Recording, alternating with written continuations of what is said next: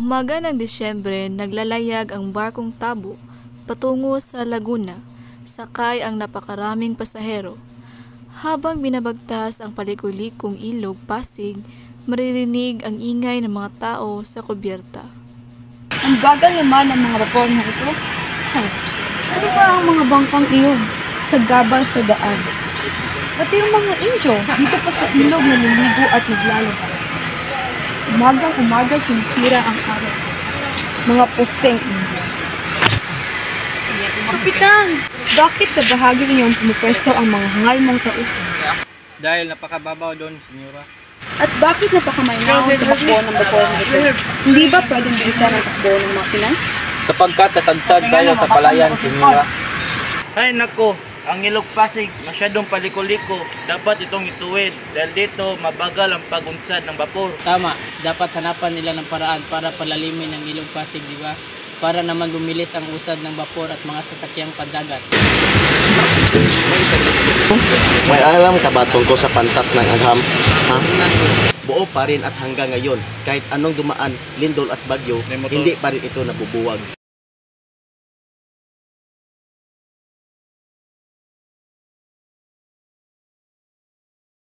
Yan din ang nais kong sabihin ang Puerto del Caprico at ang mga pantas ng agham. Yan din ang aking sasabihin, Padre Salvo. Ngunit hindi ibig sabihin ay wala kayo sa katwiran dahil ang problema ay ang lawa. Dahil walang maayos sa lawa rito sa Pilipinas. Madali lang yan at hindi ko mabatid kung bakit walang nakaisip nito.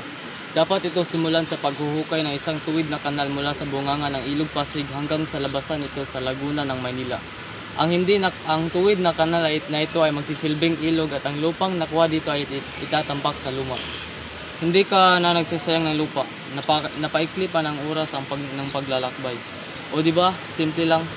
Sampan lang kayo ang iyong isip.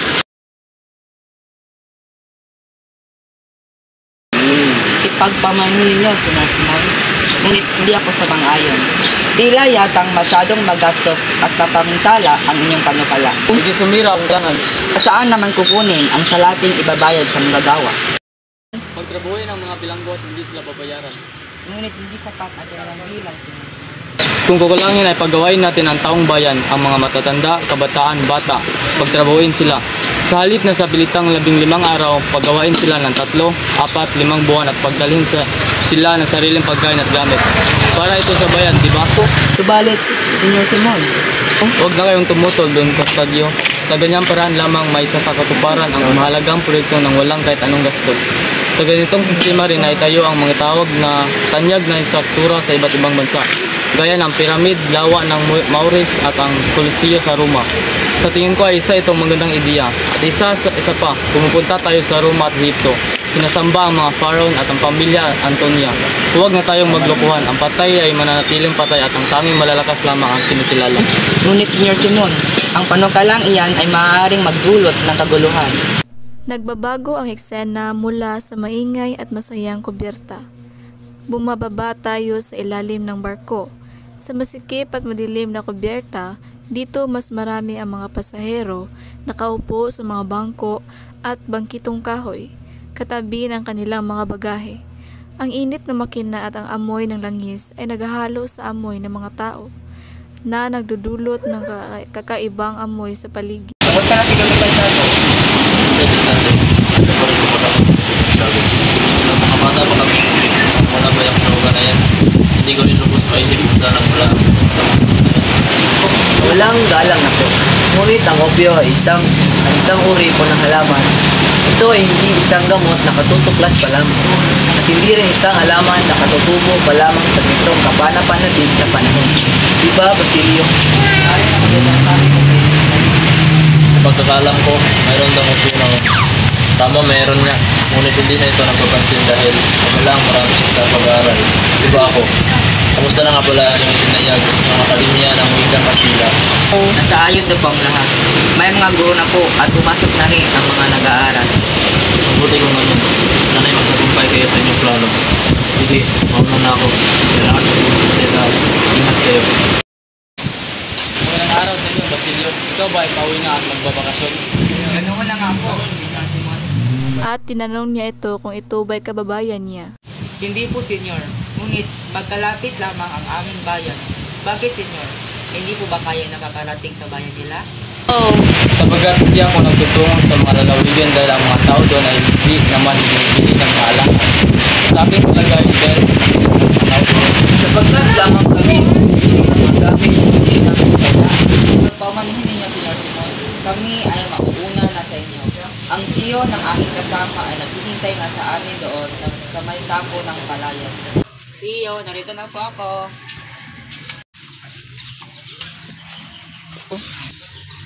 Ito ang aking kapatid, si Don Filipo. Magandang araw sa iyo, bata. Halika, maupo ka. Magandang araw rin po sa inyo, Don Filipo. Tiyo, narinig ko po ang kwento ng isang babae na nagangalang Julie. Oo, alam ko ang kwento ni Julie. Ang kwento ni Julie ay isang alamat na... Alamat po? Oo, isang alamat. Ang kwento ni Julie ay isang kwento ng pag-ibig, pagdurusa at pag-asa. Si Julie ay isang magandang dalaga na nagmula sa mahirap na pamilya. Bakit po siya nagdurusa? Dahil sa kanyang pag-ibig sa isang binata na hindi na mapakasalan. Sino po ang binata? Si Juanito Perez, ang isang anak ng mayamang tao.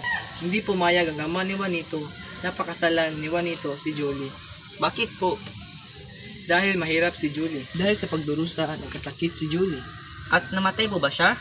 Hindi siya namatay. Ngunit nawala siya. Bakit po? Dahil ang kwento ni Julie ay isang kwento ng pag-asa. Ang kwento ni Julie ay nagsasabi, kahit gaano man kahirap ang buhay, may pag-asa pa rin.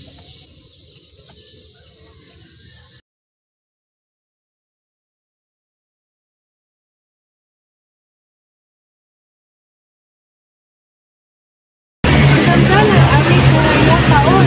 Makakakain ng masarap ang aking mga anak.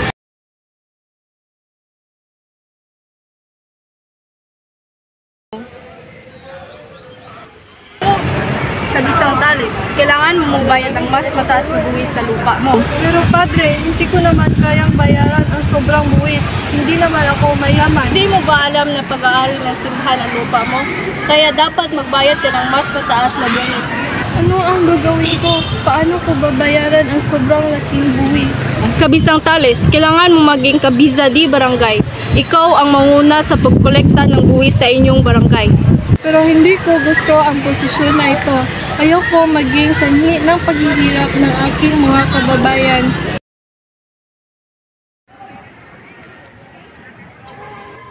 Hindi ako papayag na mang-api pa ang mga praile. Pagtatanggol ko ang aking karapatan sa lupa. Paano ko matutubos ang aking ama? Wala na akong ibang magagawa, kundi magpaalipin.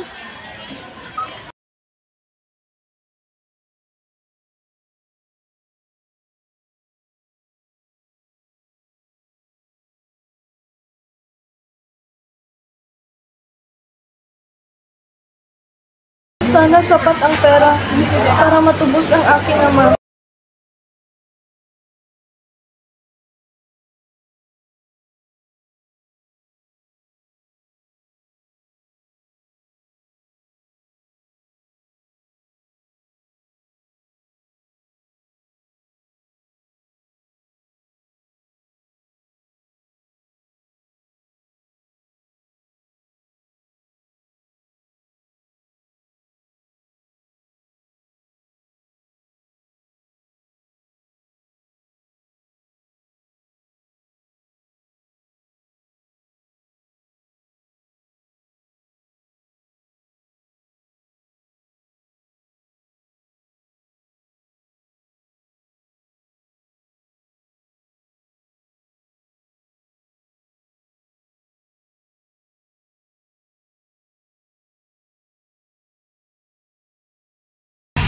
Nalimutan ko ang sedula. Paano ako makakadaan? Walang sidula, walang daan. Bugbugin mo.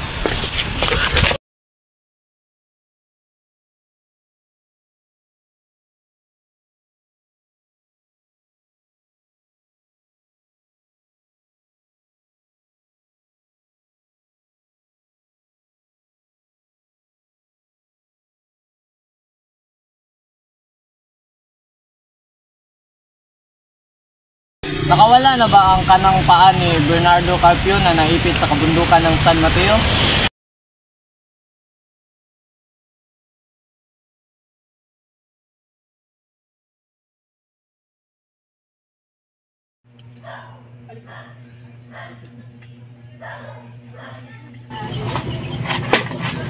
Ang maraming alahas pala.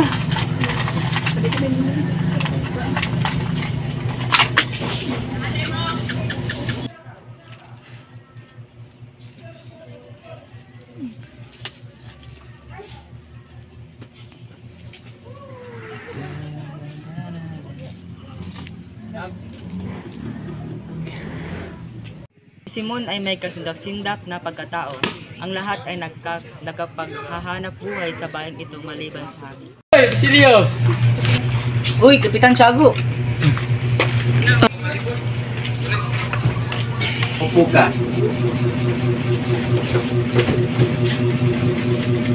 May mga kalabaw na namatay, may katulong na napipilit, at namatay ang matandang tagatanod sa gubat. Ang huling balita ay ukol sa pagkadukot ng mga tulisan kay Kabisang Tanis.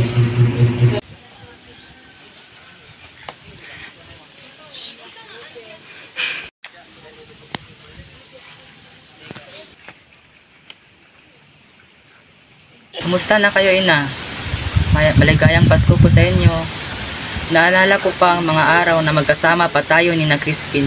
Ni minsan hindi ko pa kayo makalimutan. Sinong nandyan? Anong ibig sabihin nito? Nagpapanggap si Ginoong Ibarra bilang si Simon? Pero bakit? Papaano? Tandang-tanda ko pa noon. Dalawa silang lalaki, ang isa ay ang bangkay na sinunog na may 2 tama ng barel. At ang isa naman ay si... Sinong naryan? Sumagot ka.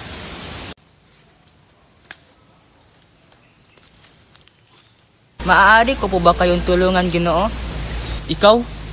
13 taon na ang nakakaraan ng tulungan ninyo akong maglibing sa bangkay ng aking ina at sunugin ang bangkay ng isang lalaki. Hayaan niyo namang makapagpasalamat ako sa inyong nagawa. Bakit? Sino ba ako sa palagay mo? Isa kang dakila. Marami nang nag-aakalang patay ka na, maski ako'y nalungkot sa balita. Pero hito ka ngayon nasa aking harapan.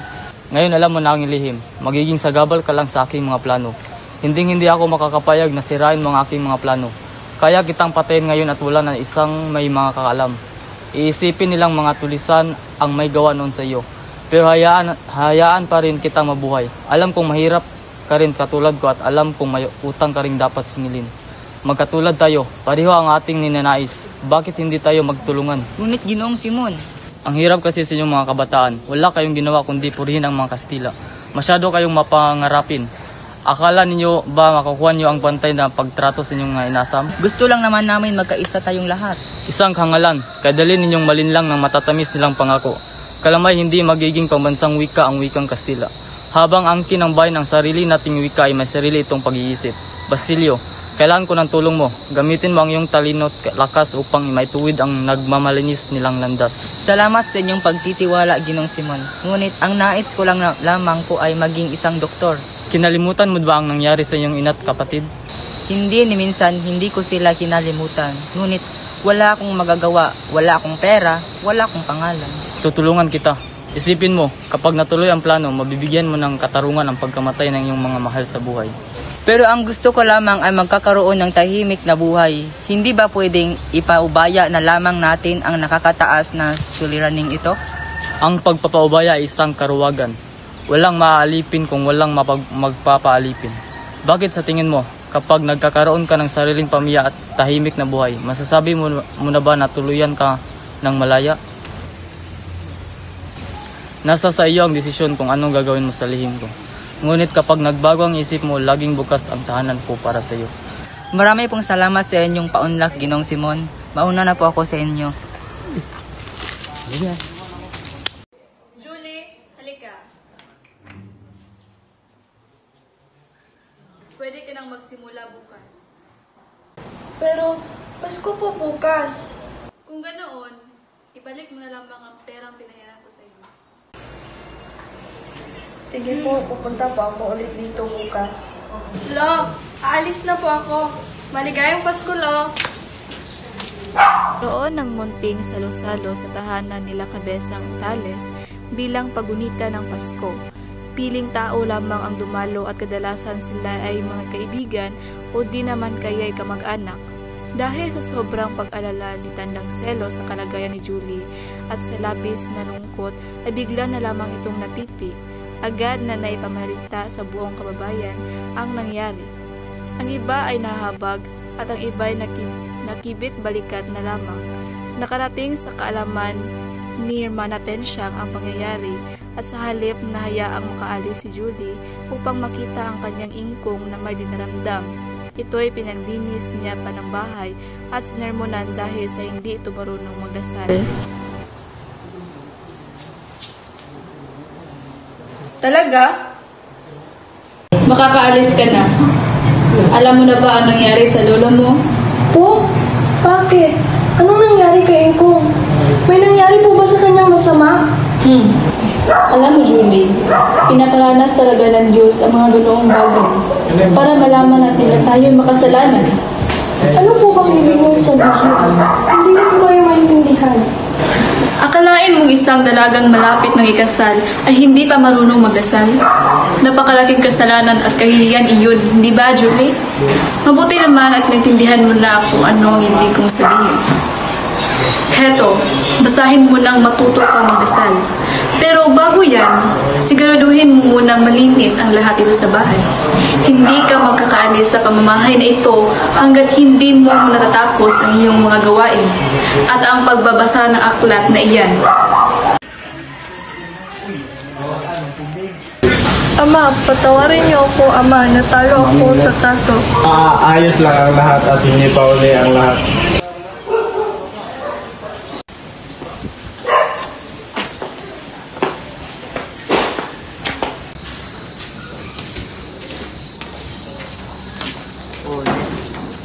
Alam ko ang hanap niya yung mga bilyante. Sa katunayan, marami akong mga tinitindang alas dito. Ito nga po mga bilyante, lalo na yung mga matatandang bilyante. Antigo kasi ang hinihinyaman. Oh! Singsing ng senador at kabalyerong Romano at hikaw ng mga dalaga ng Roma. Sila niyo ang dalawang bilyanting itim. Itinuturing ito na pinakamalaki. Ngaso ang hiniral sa buso-buso kaalakbay ang mga kawal, braille, opisyal at kawani ng pamahalaan. Wala silang nahuli sapagkat natatakot ang mga hayop sa dala nilang isang banda ng Moscow. Ikinatuwa ito ng hiniral sapagkat hindi nahalata ang kanyang kawalan ng kaalaman sa pangangaso. Nagbalik na lamang sila sa bahay bakasyunan at naglaro ng baraha. Kusang nagpatalo sina Pari Irene at Pari Sibila sapagkat mayroon silang hinihilingin sa hiniral. Maraming mungkahi ang napagpasyahan at mayroon din namang hindi katulad ng kahilingan ng mga kabataan na pagpapatayo ng Akademya ng Wikang Kastila. Marami pa ring salungat na balak na ito sapagkat ayon sa kanila, kapag ang mga kabataan ay natuto, mangangatwiran sila. Sa sandaling masuri nila ang mga aklat at kautusan, kakalabanin nila ang pamahalaan at simbahan. Napagpasyahan din na palayain si Tandang Selo sa pakikiusap ni Pare Camora. Ginaganap ang klase sa pisika sa isang bulwagang pahaba na may bintanang rehas. Meron ditong gabinete na naglalaman ng makagamitang pampisika, ngunit ito ay inilalaan lamang sa mga panauhing dumadalaw at hindi sa mga mag-aaral. Ang Dominikanong pare na si Padre Milon ang isang profesor sa pisika. Tungkol sa salamin ang diskusyon sa araw na iyon. Unang tawag ang isang antuking estudyante, ngunit nang hindi makasagot ay tinawag ng profesor si Juanito Pelez. Nang walang mabulong na sagot sa kanya si Placido Penente, ay inapakan nito ang kanyang paa dahilan kung bakit napasigaw si Placido, dahilan naman kung bakit ito sunod na tinawag. Hintay natin. Wow. Nariyan na pala siya. Kaninang umaga ay kasalubong ko si Padre ay nabanggit niya sa akin na pag-usapang ating pakisalusbanyos. At nabanggit din na ang lahat ay tuto sa ating kahilingan. Ngunit huwag kayong mag-alala sapagkat hinayaan naman nila ang katas-taasang lupot na para lang pimayan ang magdesisyon. Ngunit hindi naman tayo makasigurado ni Lupa iyan. Tama ka, yan din mismo ang aking sinabi kay Padre Irene. Ang sabi niya ay si Don Custodio ng iilang sangguni ng lupo na siyang magdesisyon. Paano kung yung mga sasagawa ng desisyon ay laban sa atin? Sinabi ni Padre Irene na malaki ang na ating tinamo. At kung nais daw natin manghingi ng pagsang-ayon, mainam na makipag-ugnayan tayo kay Don Custodio. Paano paraan naman tayo makikipag-ugnayan sa kanya? Noong dalawang paraan na sinabi sa akin ni Padre Irene. Ang incheck na si Quiroga. Ang manayon na si Pepay, sa paraan ay lapitan si Ginoong Pasta na isang Pilipino at kaibigan ni Padre Fernandez, ang tiyuhin Isagani. Wala na ba ibang paraan? Huwag ka nang maarte pa. Isipin mo na lamang ginhawang maidudulot sa atin ito. Kilala ko ang babae, si Matia. Hindi naman siguro masama kung atin munang susubukan ang paraang hindi mahalay. Susubukan ko munang kusapin si Ginoong Pasta, ngunit hindi ako sigurado magtatagumpay. At kung hindi talaga, tsaka natin gawin ng ibang paraan. Marahil ay tama si Sagani, hintayin na lamang muna natin ang resulta ng kanyang pag-usap kay Ginoong Pasta. Mahal ko! Pepay, bakit ka narito? Anong kailangan mo? Bakit para malalim ang iniisip mo? May problema ka ba? Sumangguni ako kay Ginoong Pasta para sa pagpapatayo ng akademya. Pero mas lalong gumulol, di ko alam kung anong desisyon ang bibitawin ko. Huwag mo na ang isipin yan. Magsaya tayo. Kayong dalawa lang naman dito.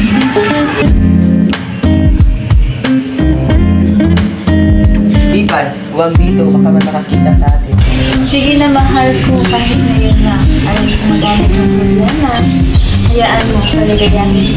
Sige na nga, pero ngayon ang ito ha.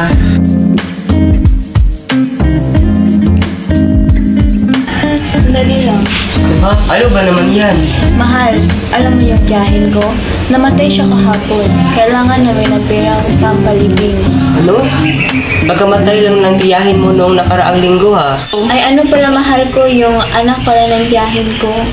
Pero 3 taon nang patay ang anak ng tiyahin mo. Kahit 25 peso lang, kapalit nito paliligayahin kita. O ito, 5,000. Salamat mahal. Go!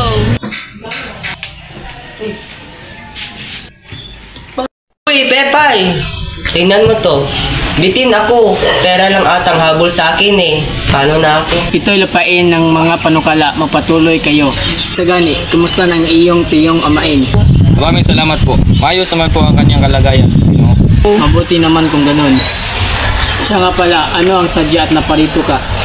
Nais po sana namin kayong makausap. Tungkol saan naman yan?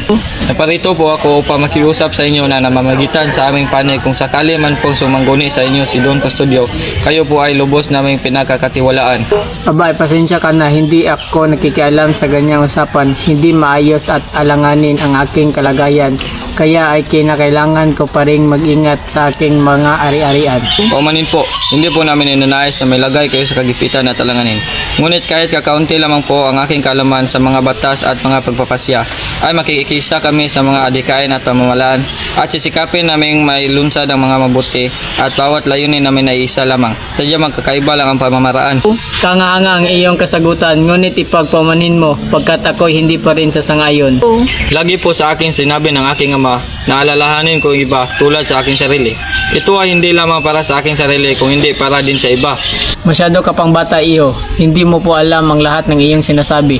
Kapag ako'y naging katulad na ninyo at lumingon sa aking nakaraan at nakita ang mga gawi ko'y para sa sarili lamang at hindi sa bayan, sa halip na matuwa, mahihiya ako. Mawalang galang po, paumanhin kung kayo'y na aking naabala. Mauna na po ako. Kawaawang binata, kung lahat sana ay nag-isisip na kumilos kagaya niya.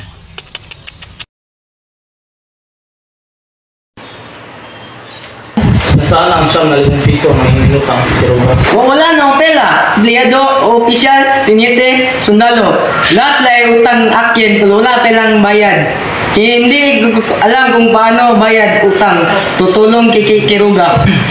Ngayon ko pa naman kailangan ng salapi, pero alam mo namang kaibigan kita. Kung gusto mo, gawin na lang nating 7,000 piso ang utang mo. Kayo'y nakapagpapasok ng aduana ng lahat ng inyong naisin. Mga kahon ng lampara, bakal, porselana at mga baril para sa mga pura. O ano, pumayag ka ba? Sige, payag ako basta kikita pela. Pilo, delikado, kontrol, bando. Bababa huli tayo susunalo. Shhh! Huwag kang maingay. Ngayong gabi, may darating na ilang bagong baril. Gusto kong tulungan mo akong itago ang mga ito sa iyong budiga. Sige, ako hindi natakot. Tulong na kiruga sa kaibigan. Pero ikaw ingat, huwag damay kiruga ha? Huwag kang magalala. Akong bahala sa iyo. Sagot kita.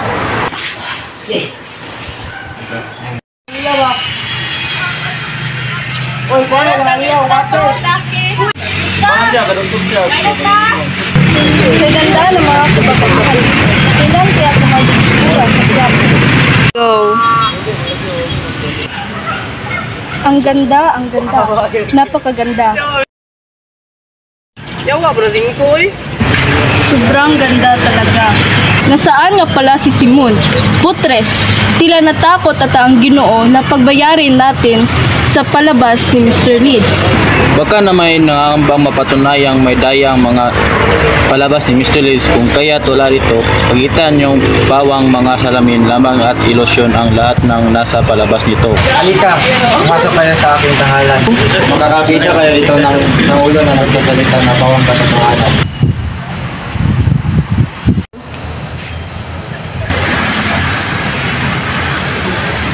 Remove.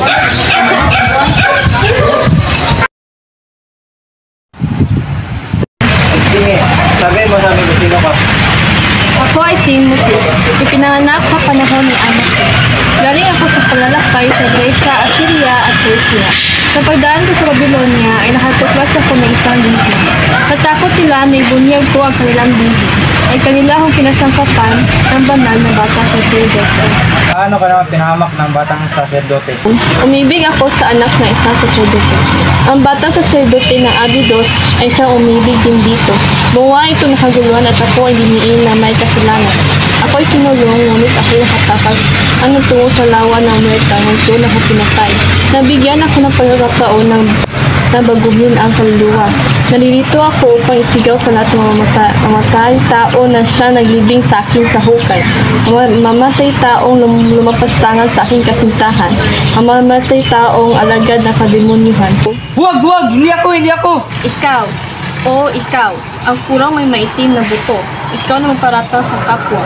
Ikaw ang lumpastahan sa Diyos. Ikaw na pumatay sa dalaga. Ikaw ang demonyo. Pinatay mo ang dalaga. Pinatay mo siya. Pa! Patawad! Buhay pa siya! Mahabag ka! Nakakaasar na talaga, hindi na ako babalik doon. Isusumpa ko na ang pag-aaral. Kung ihulog ko itong mga to sa ilog, nakakainis, panira talaga ng araw. Oh, bakit narito ka na? Di ba may klase ka pa, Placido? Hindi na ako papasok. Ipinahiya ako sa harap ng buong kaklase. Ngunit anak, ako'y nangako sa iyong ama na pagtatapusin kita ng pag-aaral sa Abogasya. Ano na lamang ang sasabihin ko sa kanya kapag kami nagkita? Wala na akong pakialam. Nalabas mo na ako sa veterinary. Tatalo na lamang ako sa dagat at manunulisan bago ako bumalik sa patangkasan. Sa halip ay nakarating ito sa perya. Nakita niya doon si Simon na nagsama sa kanya sa mga puok na hindi na inaasahang mararating na mayamang mag-aalahas. Hating gabi na makauwi si Placido galing sa bahay na mag-aalahas. Samantala, naiwang nag-iisip si Simon. Naisip niyang bahagi siya ng kasamaang nais niyang puksain. Muli niyang naaalala ang mukha ng kanyang ama at ni Elias na kapwa namatay dahil sa paggawa ng mabuti. Kinabukasan ay masayang pinapakinggan ni Placido ang pangangaral ng ina. Mga Indyo nga naman, wala nang ginawang maayos at kahanga-hanga. Walang angking talino ang mga Indyo na dapat ipagmalaki, kung ganoon ay siguradong masawi lamang sila. Ano ba yan? Ano nang gagawin ko? Paubos ng aking oras sa pagpapasya. Kailangan ko na itong mapagdesisyonan ngayon na.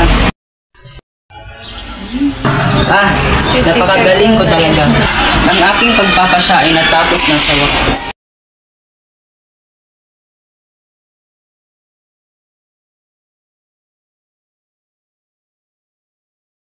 Kano naman ang binigay nila sa mga praile? Dapat mong malaman na buong kikitain ng palabas ay mauwi sa mga kumbento at mga pare. Ang palabas ay umati sa Maynila. Mayroong nagsitutol dito bilang mag-asawa at laban sa moralidad, tulad ni Don Custodio at mga praile. Mga babaeng may asawa at may kasintahan, mayroon namang nagtanggol dito. Mga pinuno ng hukbo at mga marino, ang kawani at maraming pataas na tao. Sinabi naman ni Camarón Cosido, ang mga praile ang may pakana kung bakit ay maraming tao ang dadalo sa dulaan. Kaya lamang narito ang mga ito ay para malaman kung bakit bawal at dapat ipagbawal ng mga pari ang palabas. Nang makaalis si Tio Kiko ay may napansin si Camarón Cosido na ang mga tao ay tila hindi sanay mag-Amerikana at sawari umiiwas mapuna. Isang kagawad ng hukbo ang kumausap sa mga di kilalang tao na 4 o 5 sa bawat pulutong. Pagkatapos ay ang kagawad ay lumapit sa karwahe at magsilang nakipag-usap sa taong lula niyon, si Simon. At ang sabi ni Simon, ang hudyat ay isang putok. At ang sabi naman ni Camarón Cosido sa kanyang sarili, tila may binabalak ang mga ito. Aba, napakataga, simulan ang palabas na ito.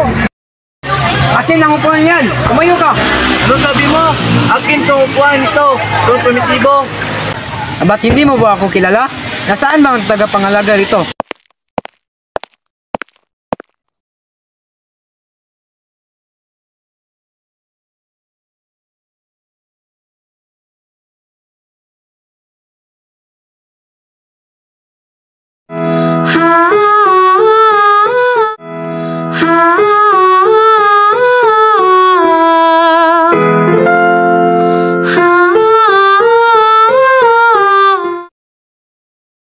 Salamat sa kooperasyon kay Pai. Walang anuman, Texan. Halata sa iyong mukha ang sabik sa kasagutan ng tagapayo. Tama yung sinambit.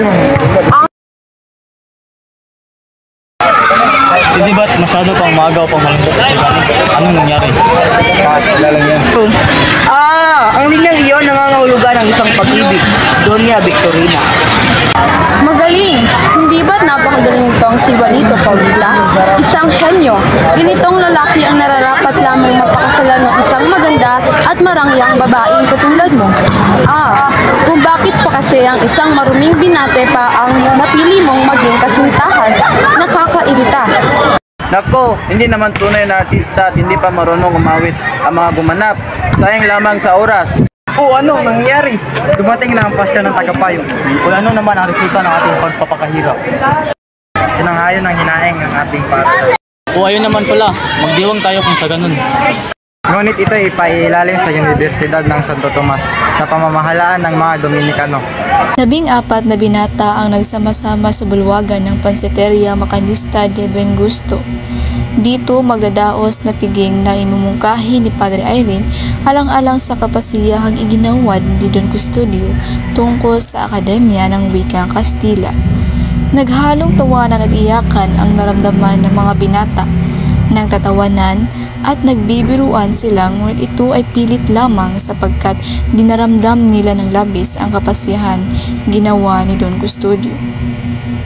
Sinang-ayunan nga ang pagtatayo na akademya, ngunit ito ay ipapasailalim ng korporasyon at ang mga mag-aaral ay gagawin lamang tagapaningil ng mga ambagan at abuloy. Ang mga nakahandang ulam ay may pinatutungkulan. Ang pansit lang ay kay Don Custodio, lumpiang inshake kay Padre Irene, ang tortang alimango sa mga praile at ang pansit gisado ay sa pamahalaan at sa bayan. Nagkaroon ng talumpatian dahil kung bakit may mga lumapit sa durungguan at nanonood sa kanila.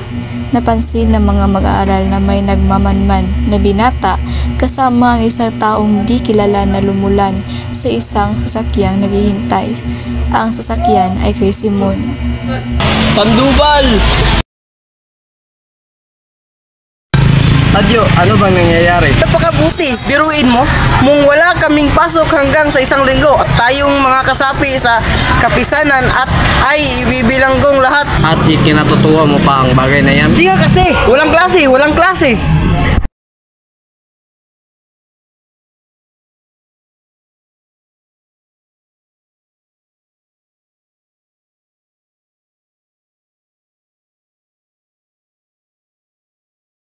Juanito, ayos ka lang ba at anong nangyayari?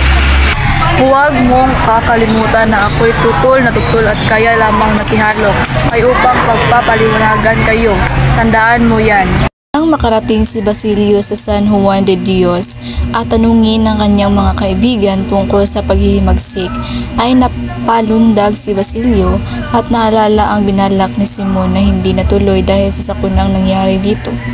Nalaman ni Basilio na maraming mag-aaral ang nasasangkot. Lumayo ito sa mga nag-uusap. Sa kanyang paglalakad ay may nakasalubong siyang isang propesor sa klinika. Tinanong ang binata kung kasali ba ito sa piging at kung kasama ba ito sa kapisanan ng mga mag-aaral. Pinayuhan ito ng propesor na iniligpit ang anumang papel na maaaring magdala dito sa panganib. Nalaman nito ang dahilan ang pagkakalagay ng mga paskin na may mga masasamang sinasabi sa pamahalaan. Ang pinaghinalaang may kagagawan ay ang mga mag-aaral. Nang nagtungo si Basilio sa pamantasan, ay nakita niyang itinataboy ng Guardia Civil ang mga estudyanteng lumalabas sa paaralan. Tumuloy si Basilio sa loob ng pamantasan. Nagtungo ito sa bahay ni Makaraig upang manghiram ng salapi. Nang matapos pumunta sa pamantasan sa kanya.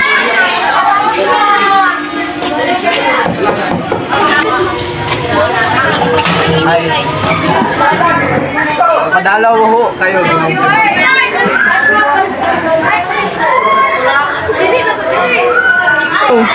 Kumusta ang may sakit? Maluba na ang kanyang kalagayan, mahina na ang kanyang pulso. Halos hindi na tumitibok ang kanyang puso. Wala rin siyang kagalaganang kumain. Sa loob ng isang oras ay sisiklab ang revolusyon sa hudyat ko. Dahil handa ko na ang lahat at natitiyak ko ay ako'y magwawagi. Nandito ako para ialok ko sa iyo ang iyong kamatayan o ang iyong kinabukasan. Kanino ka papanig? Ano bang maaari kong gawin? Madali lang, Basilio. Mamuno ka sa pangkat na papasok sa kumbento at kunin ang isang taong bukid tangya sa akin at kay Kapitan Kego. Maria Clara? Oo, nais kong iligtas siya. Pero nauli na po kayo nandating. Bakit? Anong ibig mo sabihin? Si Maria Clara ay patay na. Anong patay na? Totoo ho, isinaysay ito ni Padre Irene Salihan. Hindi yan totoo. Buhay pa si Maria Clara. Sinasabi mo lang dahil ayaw mo siyang kunin. Ilang araw na siyang matamlay at may sakit. Nagpunta ako ng kumbento para malaman ang kanyang kalagayan.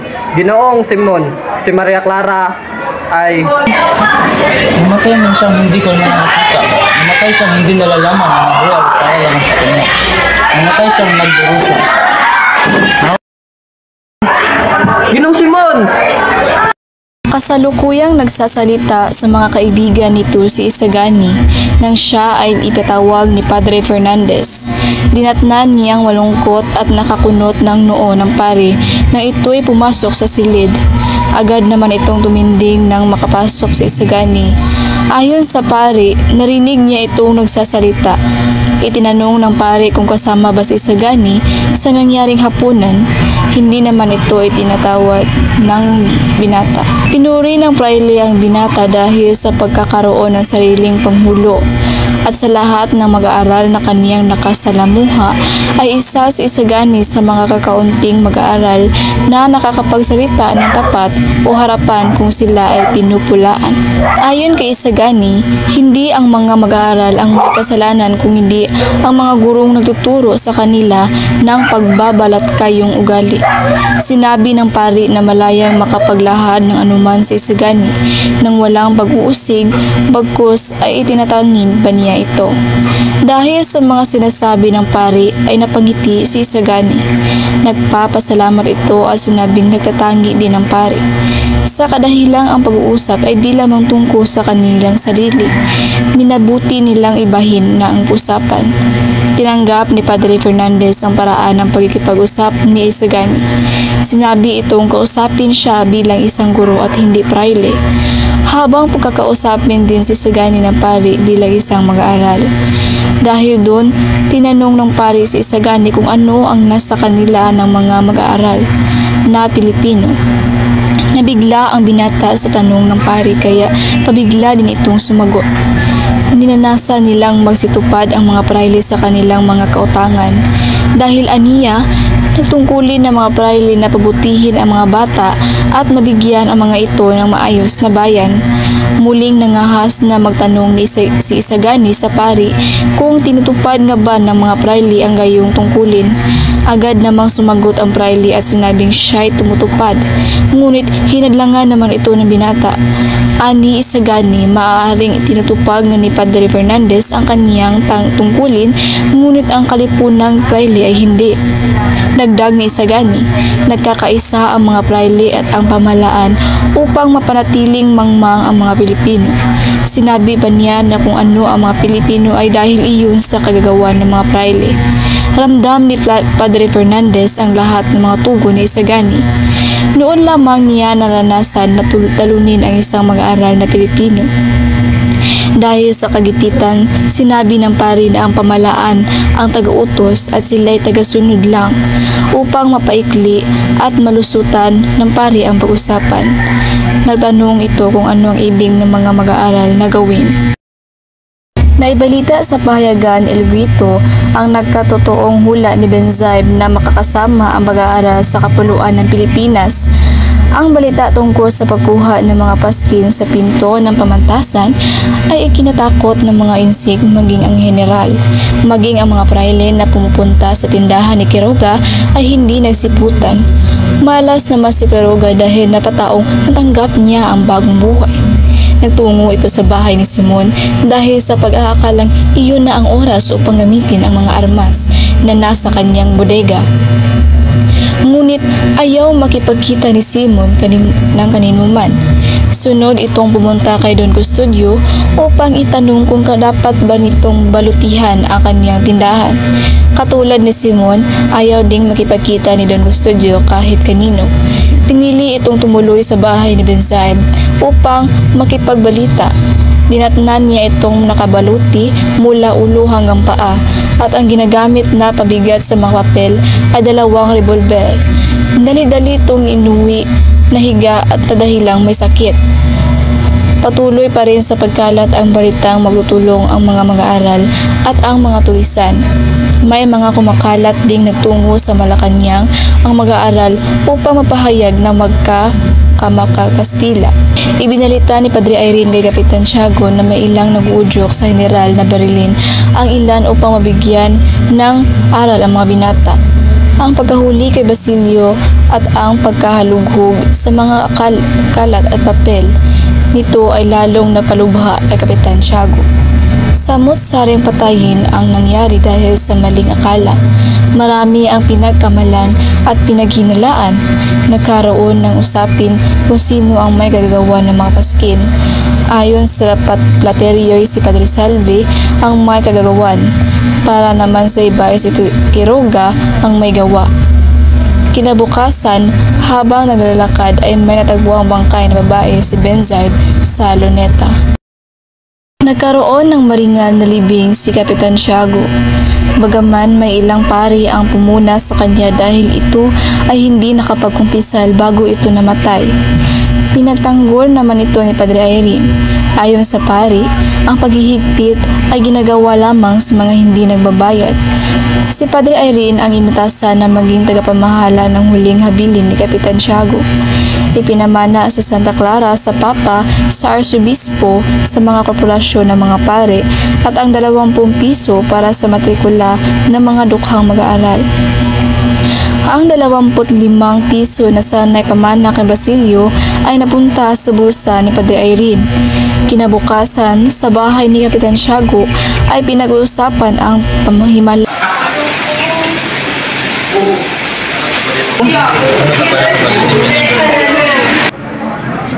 Narito ho ako upang humingi ng pabor sa kaso ni Basilio, Padre. Ganun ba? Pumasok ka muna sa kwarto. Hindi na ho, ayos na ho akong nakatayo rito sa labas ng iyong kwarto. Huwag ka na makulit. Tumigil ho kayo, Padre. Tulong! Hindi ba't gusto mo tulungan ko yung nobyo? Tumahimik ka.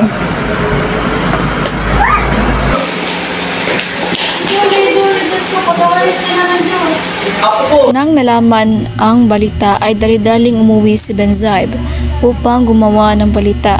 Nais niyang bigyan ng papuri sa kanyang balita ang general. Pinalabas niyang bayani ang Kapitan General si Padre Irene, si Don Custodio at Padre Salve. Ipinadala niya agad ito sa pasuratan, ngunit ito ay pinabalik dahil mahigpit na ipinagbabawal ng general na pag-usapan ang nangyari noong gabing iyon.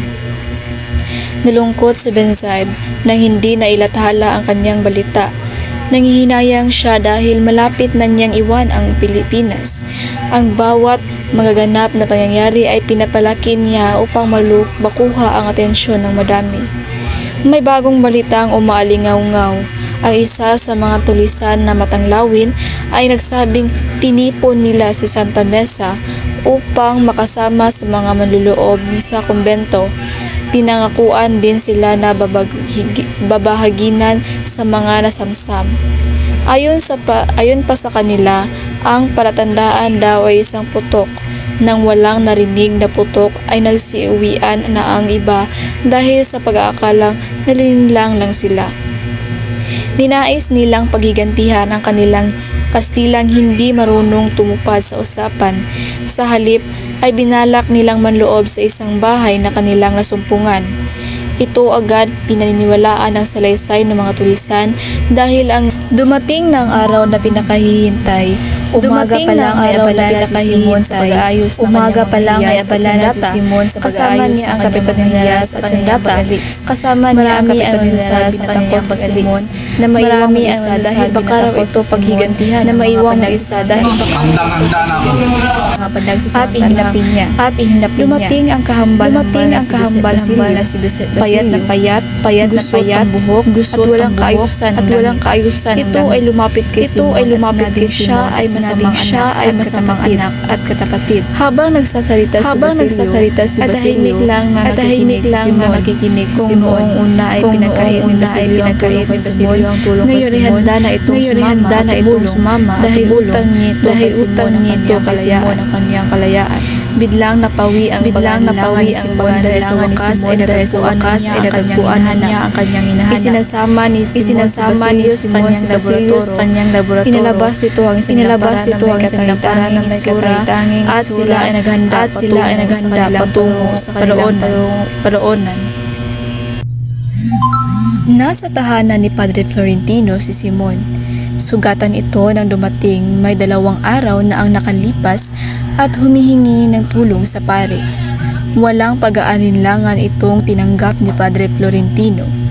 May dala itong maleta, duguan at pagod na pagod. Ang tanging nasa isip ng pare ay wala na ang Kapitan General. Wala na itong padrino, kaya't tinutugis siya ngayon ng bagong Kapitan General upang makuha ang daladala nitong mga kayamanan. Sa tahanan ni Padre Florentino, sabi ni Doncelia, "Padre, ipinapatawag raw ho kayo ni Senyor Simon."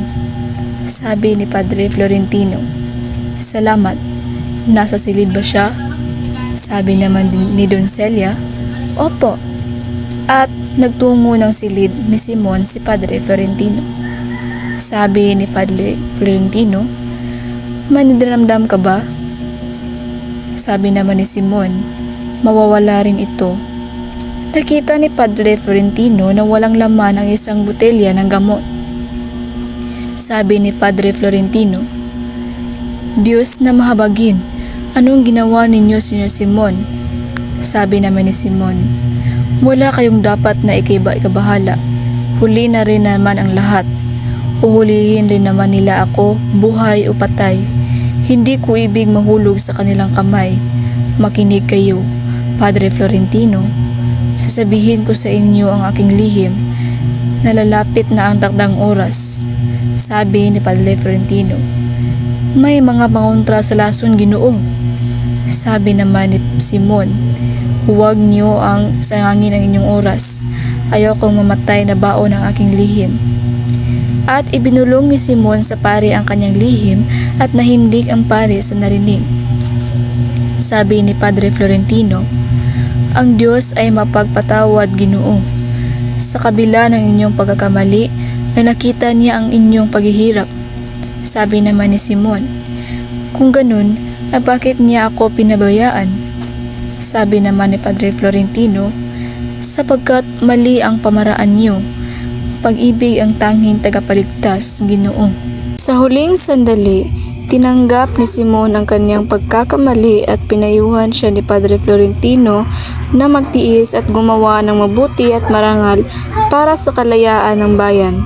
Nang namatay si Simon, inilapit ni Padre Florentino ang kanyang kamay at nagdasal para sa kaluluwa nito. Hinagis ng pari ang mga alahas at brilyante ni Simon sa dagat bilang isang simbolo ng pagbabago at pag-asa.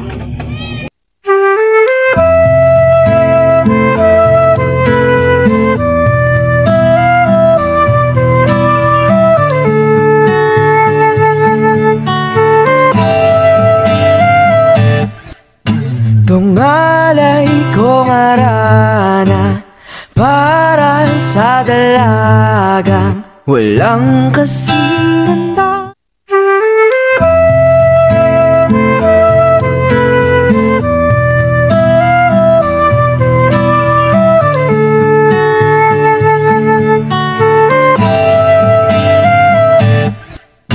Tungalay kong arana para sa dalagang walang kasing ganda. Amoy roses ang nalimuyak kung nanaisin ng tadhanang mapan. Dito na po ako. Bakit? Bakit?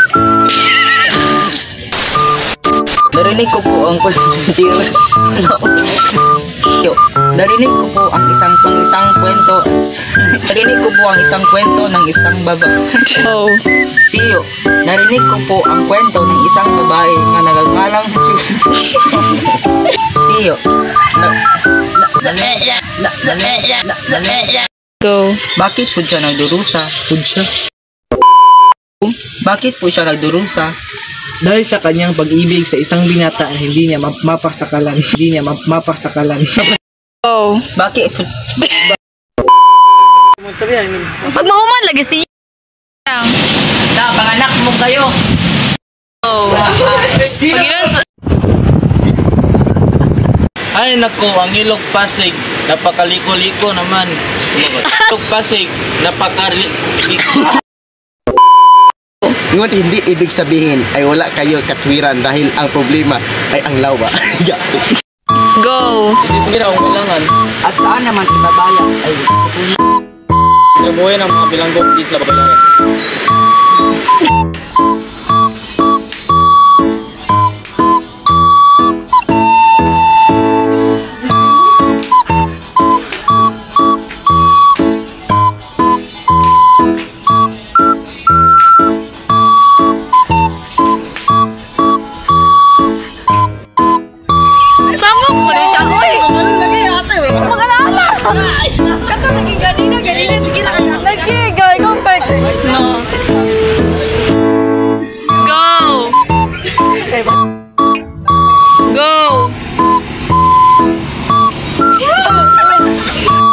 Go! Kamu?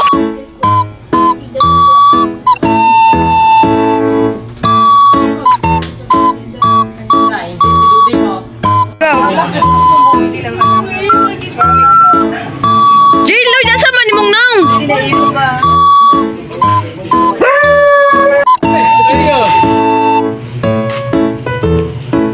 Uy, Kapitan Shago!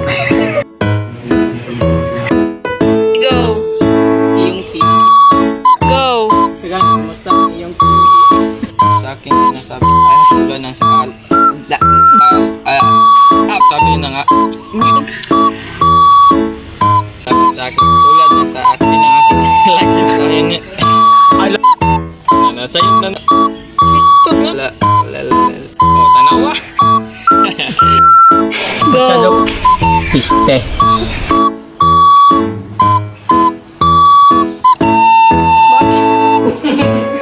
Talaga? Dili mo naman ko ano Ikaw na lang. Bakit? Sino nga ba sa palagay mo ano? Wala yan ay. Naunsa ka rin siya.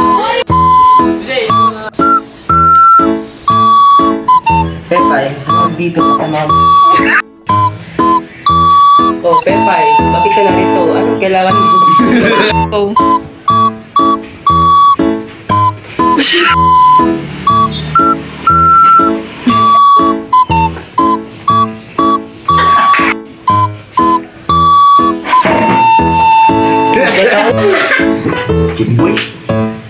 Two, three, go. Ang linyang iyon. Ang linyang iyon. Nagungang ang buga ng isang pag-ibig. Okay, 1, 2, 3, go. Hindi ba't masyado pang magaw pang malungkot sa gangis? Saka lang good. Ayaw, diri lantaw. Dito lantaw. 1, 2, 3, go. Dali ba? Dito lang, diri daw lantaw. Dito lantaw. 1, 2, tabing. Takas, nagtungo sa lawa ng Huerta Mundo na pinatay. Ah, shit! Ay, pag... Go. Kay ganda ng mga kababaihan. Go. Go. Sige, ako hindi natakot. Tulong nga, ay. Go. Sige, payag ako basta kikikita nila. Go. Okay, go na, go. Oh, go. Wala na akong pera, empleyado opisyal. Go. Wala na akong pera, empleyado opisyal, tinyete, sundalo. Last na utang akin, pero wala pelang bayad. Hindi alam kung paano bayad utang. Tutulong kikiruga.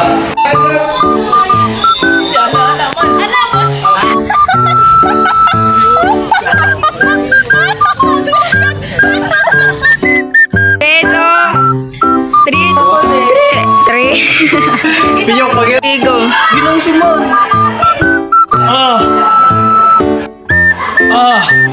Tingnan mo sa si Simon. Ano daw ba?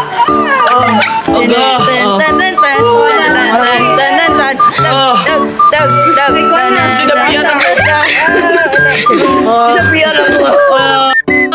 Pero nahuli na po kayo ng dating. Trigo. Pero Trigo. si Maria Clara. Ayun, murag nakasuyok. Si Maria Clara. Subha ang kanyang kalagayan. Mahina na ang kanyang pulso at halos hindi na tumitik. No, 1, 2, 3, go. 1, 2, 3, go. Parang bilis na.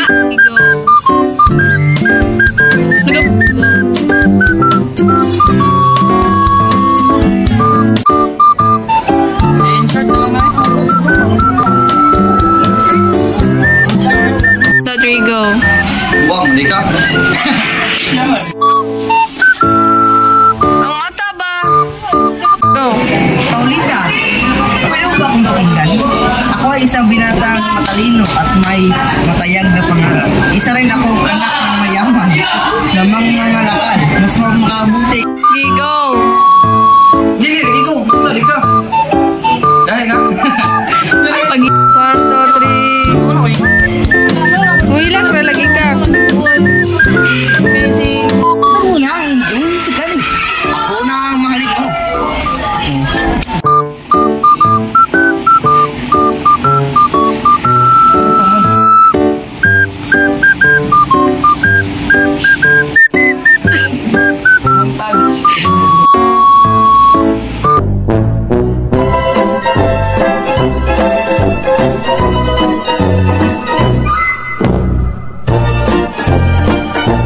Sa grupo bilang isa, nagpapasalamat kami ng lubos, una sa aming guro na si Ginang Julian C. Stender, dahil sa iyong walang sawang suporta at pagbibigay gabay at payo para sa nobelang ito. Hindi namin ito matatapos kung wala kayo na nagbibigay inspirasyon para matapos namin ito. Pangalawa ay nagpapasalamat din po kami sa aming leader na kahit gaano